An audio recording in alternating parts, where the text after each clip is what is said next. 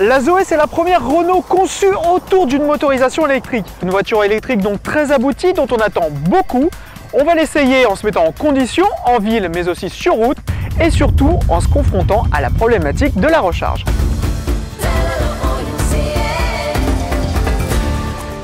Première étape, la ville, où la Zoé ne passe pas inaperçue avec son look sympathique rappelant une petite bulle. Un design rassurant et moderne à la fois, qui cache quand même quelques inconvénients, la carrosserie à l'avant et à l'arrière est très exposée au choc.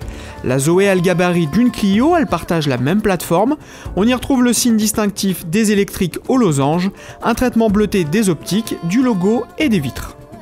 Et qui dit voiture électrique dit voiture silencieuse. La Zoé est effectivement une voiture très relaxante à conduire. Et petite particularité, on a ici un avertisseur sonore extérieur qui fonctionne entre 1 et 30 km/h qui permet d'avertir les piétons et on peut même choisir sa sonorité. Un coup d'œil à bord où le design est là encore très abouti, c'est joli, épuré, que ce soit au niveau de la planche de bord ou des fauteuils, mais les matériaux restent assez rudimentaires. 5 personnes peuvent y prendre place et le coffre est plus généreux que sur une Clio.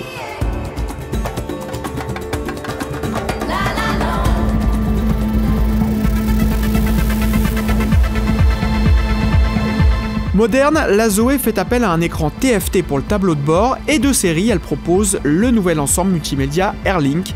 Il est doté ici de fonctions spécifiques à la motorisation électrique, comme le rayon d'action en fonction de la charge restante, un programmateur de charge ou la localisation des bornes les plus proches.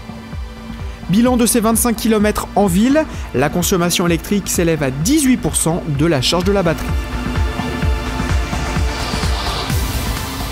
Un premier arrêt et on passe à la recharge avec ici une borne rapide de 23 kW et un plein effectué en moins d'un quart d'heure.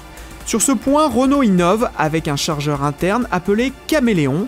Caméléon car il permet de recharger la voiture sur tout type de borne, proposant une charge rapide ou lente. Mais le constructeur indique que la majorité des clients effectueront une recharge chez eux et via une petite borne domestique de charge lente, facturée 1 000 € environ. Mais problème est de taille, la Zoé ne peut pour l'instant pas se recharger sur une prise domestique alors que toutes les autres voitures électriques du marché peuvent le faire. C'est donc un sérieux handicap pour une voiture électrique qui entend devenir populaire.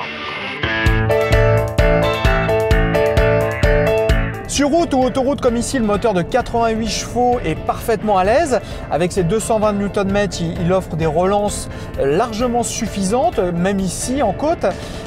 En revanche, la voiture n'est pas vraiment faite pour des longues distances, ça se sent. L'amortissement est quand même typé confort, c'est très bien en ville. Sur route, ça manque un petit peu de maintien. Mais bon, la voiture, il faut le rappeler, n'est quand même pas faite pour faire des grands voyages. On enchaîne maintenant avec un parcours hors agglomération sur route et autoroute. Sa consommation électrique ne monte pas en flèche grâce à 2 équipements, des pneus basse consommation spécifiques d'une part et une pompe à chaleur installée dans le système de chauffage. Celle-ci permet de ne pas vider trop rapidement la batterie pour chauffer l'habitacle. Proposée à 13 700 € bonus déduit, la Zoé est moins chère qu'une Clio essence et mieux équipée. Mais attention, à cela il faut ajouter au minimum 79 € par mois pour la location de batterie, ce qui correspond à un plein d'essence. Alors oui, elle est vraiment compétitive en termes de prix, reste qu'elle ne s'adresse qu'à des clients spécifiques ayant un moyen de la recharger et se satisfaisant de son autonomie. Une bonne seconde voiture en somme. On résume ses qualités, un design vraiment original, un tarif très intéressant pour une électrique, une autonomie moins sensible aux aléas du parcours et un système Airlink vraiment sympa. Ses défauts, pas de recharge par prise domestique, une finition assez légère et une carrosserie exposée au choc. En vidéo également sur Dailymotion YouTube et en podcast iTunes. Retrouvez-nous sur Facebook /Cartech et sur Twitter @Cartech.